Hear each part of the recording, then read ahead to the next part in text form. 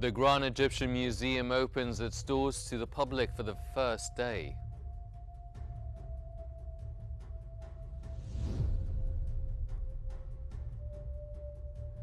The WFP says aid agencies are in a race against time to deliver enough food to Gaza.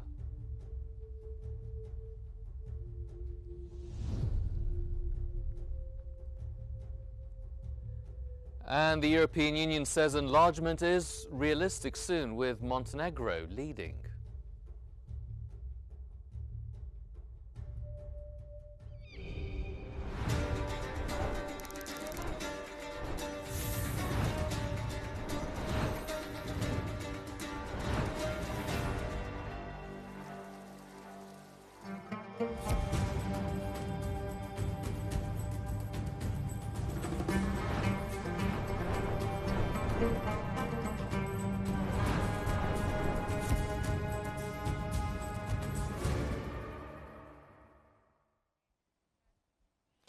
It's 8 p.m. Cairo local time, and you're watching Q News. This is the news. These are the news today. I'm Hani Saif, and the Grand Egyptian Museum has finally opened its doors to the public, drawing massive crowds of Egyptians and foreigners eager to explore its new galleries, including the halls of Tutankhamun and King Khufu's solar boats. For the first time, all 5,537 treasures of the Golden Pharaoh are displayed together across 75 square meters, enhanced by immersive multimedia and meticulous restoration. The Khufu Boats Museum represents both royal vessels side by side, a world first, offering visitors an unparalleled view of ancient craftsmanship and an interactive experience watching live restoration of the second boat, symbolizing Egypt's mastery in preservation, heritage, innovation, and storytelling.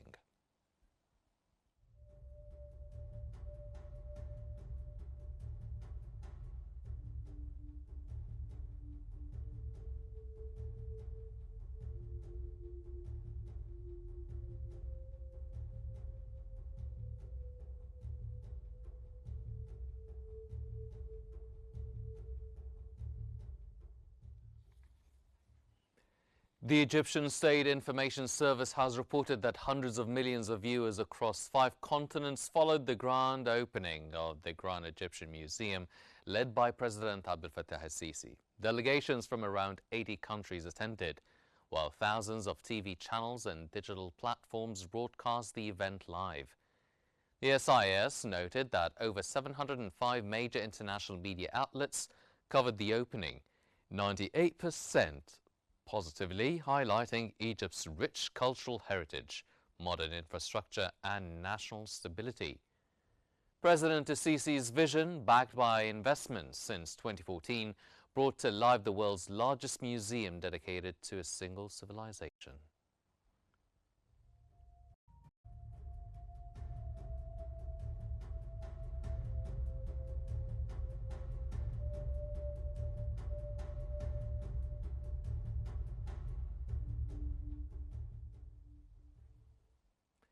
Egypt inaugurates the Grand Egyptian Museum near the Giza pyramids, showcasing over 100,000 artifacts, including Tutankhamun's tomb treasures, blending modern architecture, cutting-edge conservation, and cultural heritage to boost tourism and global prestige.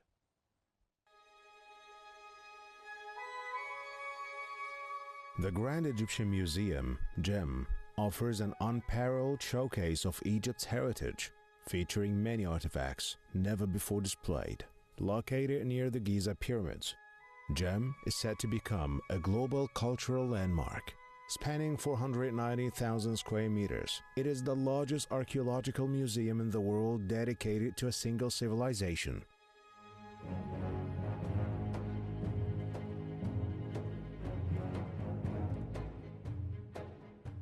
Among the most extraordinary exhibits are over 5,000 objects from King Tutankhamun's tomb, many restored for the first time. Highlights include his ceremonial bed, gold-plated chariots, and personal items that provide insight into his daily life. Other rare artifacts span from the Old Kingdom of the Greco-Roman period, including statues of gods, intricately decorated coffins, and ancient tools. Notable displays include a funerary net from the 26th dynasty, ostraka used for everyday writing, a statue of King Amenemhat III, a wooden statue for Mitri the scribe, and a funerary bed illustrating the myth of Osiris. GEM combines ancient heritage with modern technology. Visitors can explore exhibits through virtual reality and interactive displays. The museum also features inclusive spaces, lush gardens, dining areas, shops, and the iconic hanging obelisk as a significant and key addition to Egypt's tourism landscape.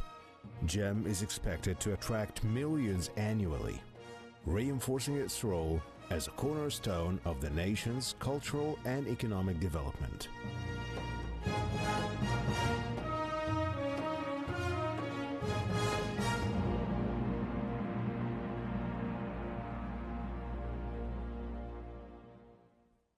For more on the GEM, we now move to Al Hamalawi in our newsroom. Hela. So much, Shani. For further analysis, we're joined from Cairo by the chief archaeologist at the Ministry of Tourism and Antiquities, Dr. Magdi Shaker. Welcome to Q News, Dr. Shaker.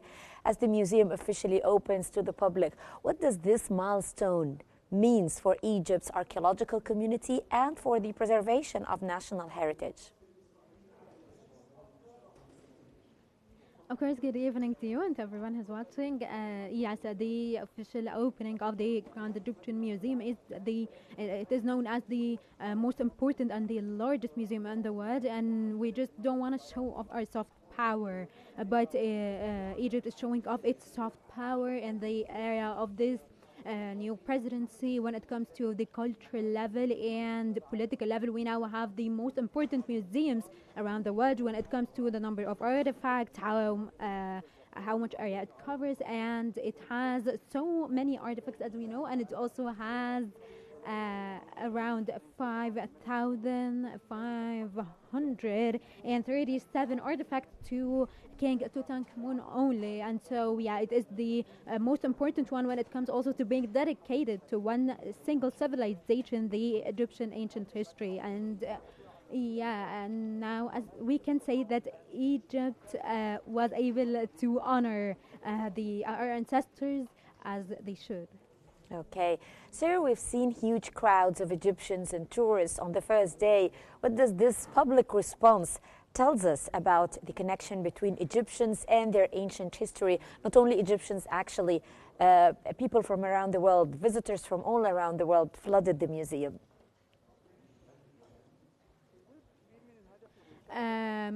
One of the main aims wasn't just showing Egypt's culture, but it is also about getting back the Egyptian identity, as in the latest years some people try to tarnish it and say that those who built it were the Jew and the Africans, the Afrocentrics, and they actually there were some attempts in museums around the world to say that they were a part of making this civilization, and then they left it. And so a part of one of the goals of this museum is to show that Egypt was the only one that built its civilization and its heritage. And as we saw, there was this trend using AI with the Egyptians dressing up as their ancestors. And so it is shown now that this civilization is ours. We got back our Egyptian identity and our Egyptian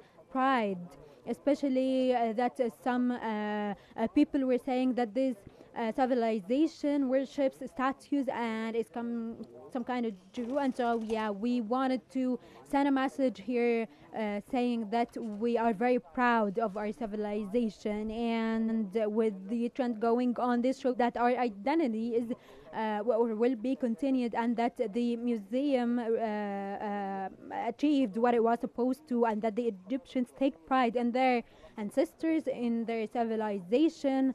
And we here the civilization isn't just about the leaders, but it is about all the Egyptians and everyone who had a part in building this civilization. Mm-hmm. For the first time, all 5,537 artifacts from Tutankhamun's tomb are displayed together. From an archaeological standpoint, how important is this unified presentation? King Tutankhamun, when his tomb was discovered, he didn't really care about those textiles or the food that was there. We didn't really care about this, everything. But the tomb had around 5,537 artifacts, and they were displayed in various Egyptian museums like the Luxor Museum, and there were around 1,300 artifacts only. But now every single artifact is being showcased and are being honored when it comes to and displaying them, showcasing them. We are honoring him with having it in the right environment and so on. And we will see for the first time more than 3,000 artifacts that have never been seen before. We also see the embryos of the babies, the two babies, 5 months and 7 months, that were not born. We see also all the food that they had. They were some kind of beef meat, dugs, rice, and dates, also white wine, red wine, and even we have the scarf that he wore. We will see this scarf for the first time, even the gloves that he used to have. And so, yeah, we can say that for the first time, the visitors can see all Tutankhamun's treasures displayed in this gallery in such a modern way through AI and through virtual reality, enhanced reality, and it will be a very unique experience for the visitors, especially the Tutankhamun gallery. And what we saw here in the pictures with having the visitors beside the masked, shows that they are impressed with what they see. Dr. Shaker, now the museum uses advanced display techniques, multimedia, lighting, and interactive screens. How do these technologies help convey the story of ancient Egypt more effectively and interestingly at the same time?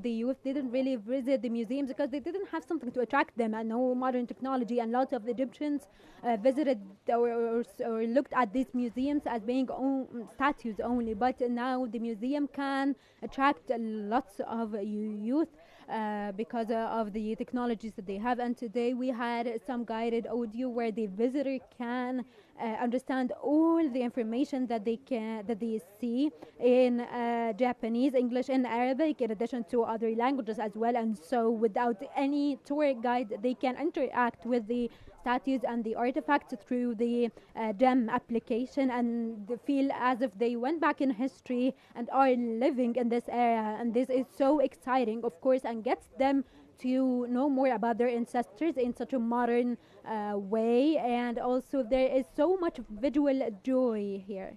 Mm-hmm. Moving the first Khufu boat, a 42-meter-long ancient structure, as one piece was an extraordinary operation. How was this accomplished without damaging the world's largest organic artifact?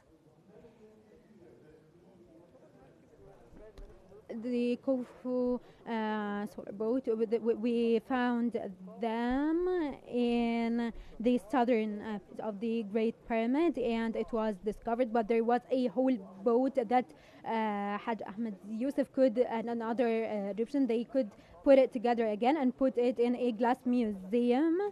And it was around 43 meters, and the other boat also was in 1,000 pieces. But when they wanted to move it to the Grand Egyptian Museum, a lot of foreign organizations and companies wanted to break the boat down into pieces, but our government, in cooperation with the ICA, could have this special car, we can say, and it was moved in one piece using it was a custom built transport capsule. And now all the conservators can see it in one piece, and this was a unique experience, and it is not it hasn't happened in any museum, and we cannot see them working on putting the second boat together, and gives more excitement, joy. Yes. Well, from Cairo, that was Dr. Magdi Shaker, Chief Archaeologist at the Ministry of Tourism and Antiquities. Thank you so much, sir, for joining us here on Q News. Now we go back again to Hani Saif in our studio. To you, Hani. Thank you, Hela. We head on to the latest developments in Gaza. And then, of course, we have the host tonight. And I just want to thank you very much. It was a reason we chose Egypt, because you were very helpful. And very, very helpful. Everybody wanted to have this, but we really thought it was appropriate. And you are a great leader.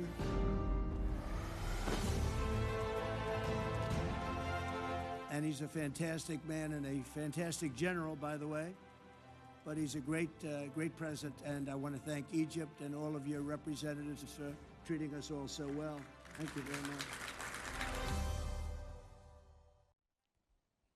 The World Food Programme has stated aid agencies are racing against time to deliver enough food to Gaza. Senior WFP spokesperson Abir Atifa highlighted that 1.6 million people need full rations, but access constraints are slowing delivery. Atifa explained that only 2 border crossings are currently operational, forcing aid convoys to take long, difficult routes from the south. She stressed that opening northern crossings and key roads is crucial to reach areas where food insecurity is most acute. She called for urgent, full access to transport routes to ensure timely delivery before winter worsens the humanitarian situation. And this is why we would like to have the access to the urgency of opening the northern. North Sinai Governor Khaled Megawer has affirmed Egypt's ongoing efforts to provide full medical care for the injured from Gaza and to facilitate the steady flow of humanitarian aid into the Gaza Strip. Megawer emphasized Egypt's vital role in coordinating with all relevant parties to ensure the continued delivery of relief supplies, reflecting the country's steadfast humanitarian commitment towards the Palestinian people.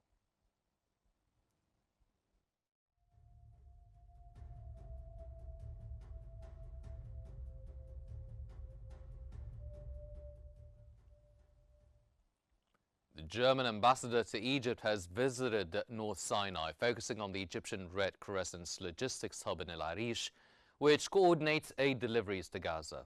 He praised Egypt's pivotal humanitarian role and the Red Crescent's tireless efforts in sustaining Gaza's lifeline of relief.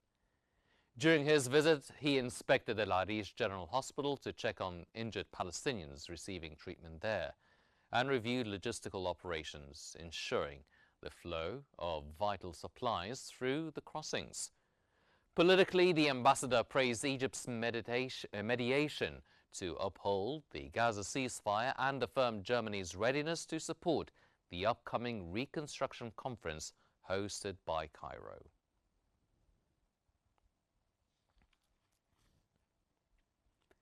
Egypt has dispatched its 65th aid convoy under the Zed al-Izza Provision of Honor from Egypt to Gaza initiative from Rafah to Gaza via Karam Abu Salim border crossing. The convoy carries around 8,000 tons of urgent humanitarian aid to the Gaza Strip.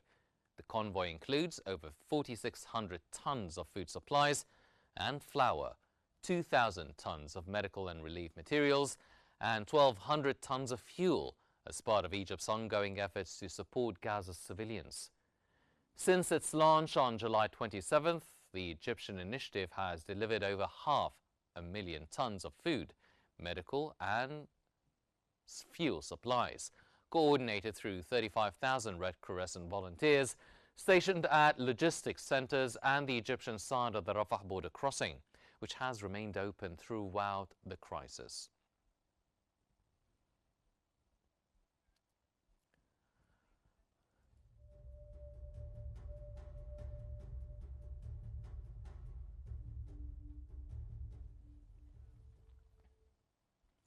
Qatar's Emir Tamim bin Hamad Al Thani has called on the international community to increase aid to Palestinians, emphasizing the need for reconstruction and basic humanitarian support. Speaking at the Second World Summit for Social Development in Doha, he stressed that social development is impossible without peace and stability, and urged renewed international efforts to help Palestinians recover from the effects of Israeli occupation and what he described as an apartheid system.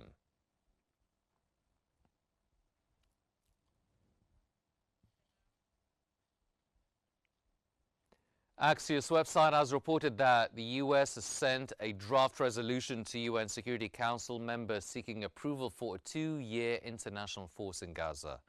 The force would secure Gaza's borders with Israel and Egypt, protect civilians and humanitarian corridors, train a Palestinian police force, and oversee demilitarization, including dismantling weapons and military infrastructure of non-state armed groups.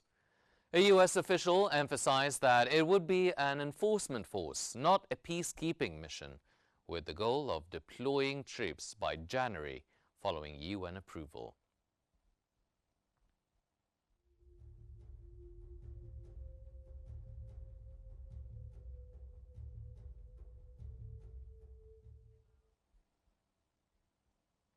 The UN Agency for Palestinian Refugees has said nearly 75,000 Palestinians displaced by ongoing conflicts are taking refuge in UNRWA-run buildings.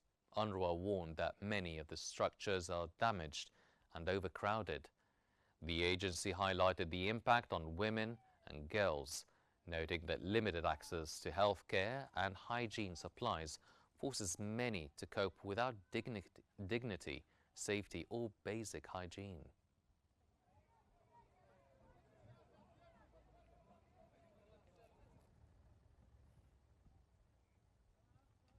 Displaced Palestinians spend hours each day baking bread in a clay oven as cooking gas remains scarce across the Gaza Strip. The truce has eased fighting and allowed limited aid to enter Gaza, with Israel withdrawing troops from urban areas, but deliveries remain far below agreed levels. According to Gaza's government media office, only 3,203 trucks entered between October 10th and 31st, just 24% of the expected amount. Israel alleges it continues to allow hundreds of aid trucks daily.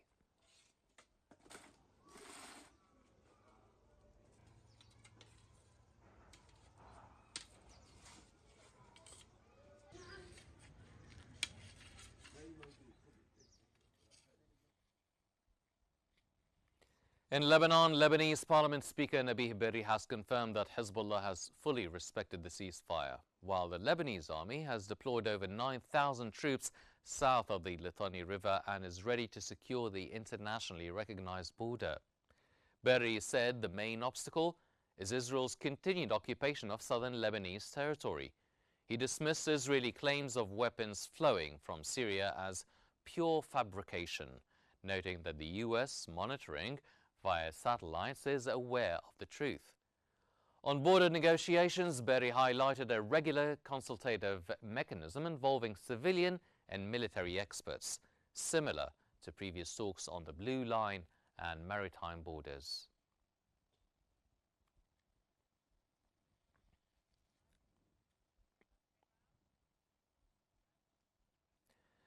Lebanese President Joseph Aoun has said his country's stability directly serves Europe's interests, urging Israel to adhere to the agreements reached in November 2024.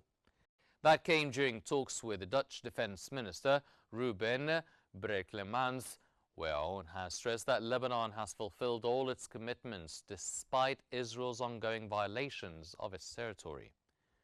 In that context, he has also reaffirmed that negotiations remains Lebanon's only option, noting that every war ultimately ends at the negotiating table. Aoun also discussed southern developments and regional tensions with former U.S. diplomat David Hale.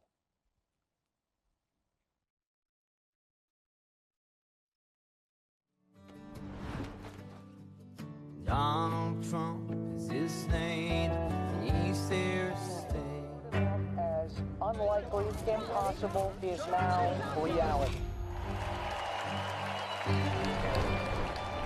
will make America powerful. We will win, win, win.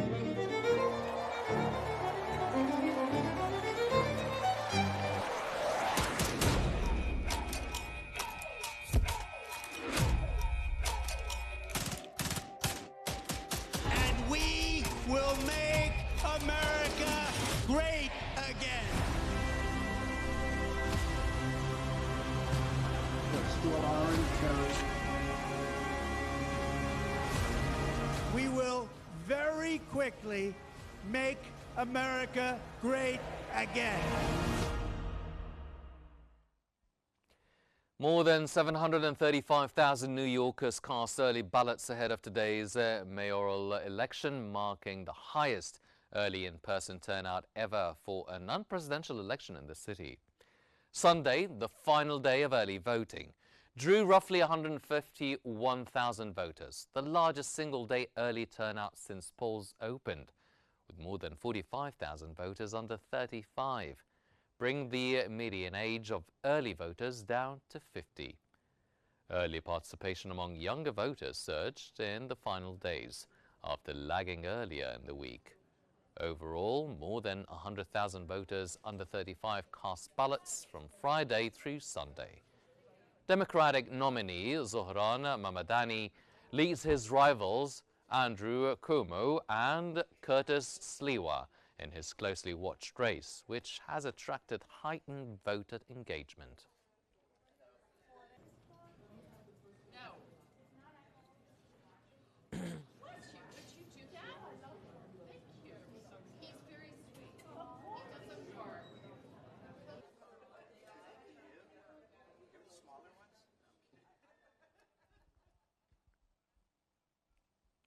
New York City mayoral candidate Zohran Mamdani has urged residents to resist bullying, responding to Republican U.S. President Donald Trump's warning that federal funds could be limited if Mamdani wins today's election.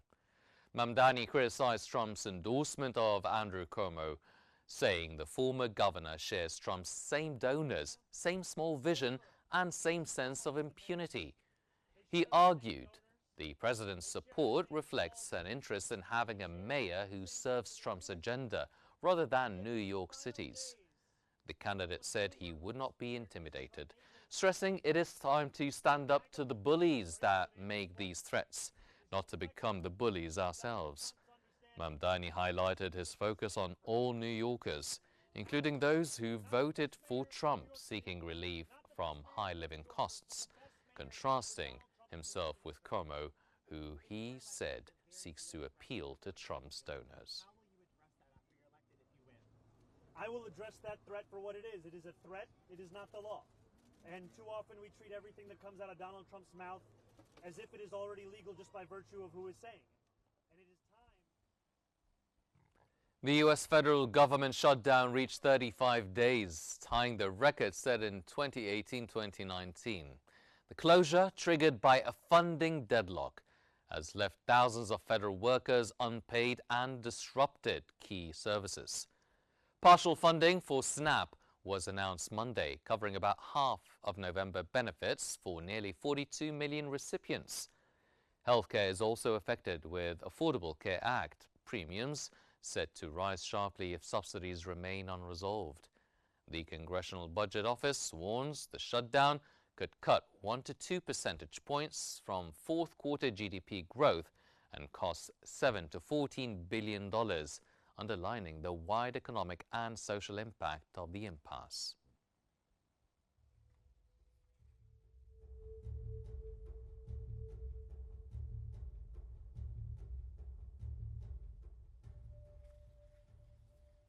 Voters in Virginia and New Jersey cast their ballots to choose their next governors in races seen as an early test of public sentiment following President Donald Trump's first 9 months in office.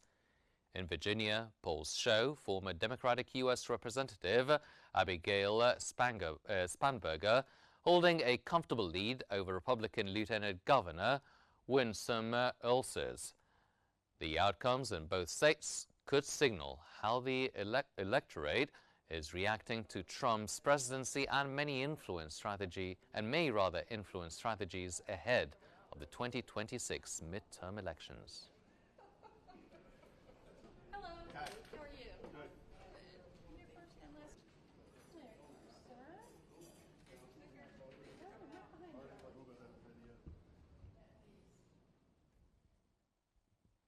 European Enlargement Commissioner Marta Koz has stated European Union enlargement is a realistic possibility in the coming years, with Montenegro leading the way. Previewing the EU's annual enlargement report, Koz highlighted significant progress this year by Montenegro, Albania, Moldova and Ukraine on their paths towards EU membership. She noted Ukraine's advances despite Russia's war, emphasizing the need to sustain reforms, particularly in anti-corruption. Koz also raised concerns about Serbia and Georgia, citing democratic backsliding. She described Georgia as an EU candidate in name only, warning that both countries must address rule of law and fundamental rights issues to move forward.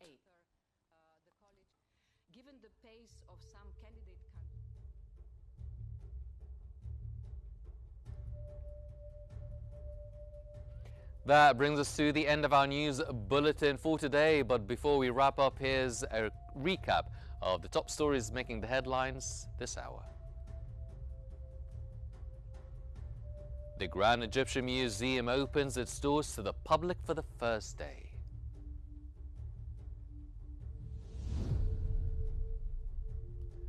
WFP says aid agencies are in a race against time to deliver enough food to Gaza.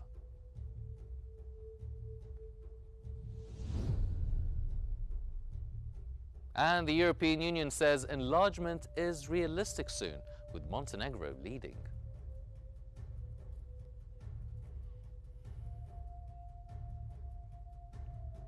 These are all the news we have for now, but for more stories and live updates, follow Q News on YouTube, Facebook, X, Instagram and TikTok at QNewsEGY. From all of us here, thank you for watching and stay tuned for more updates and analysis here on Q News.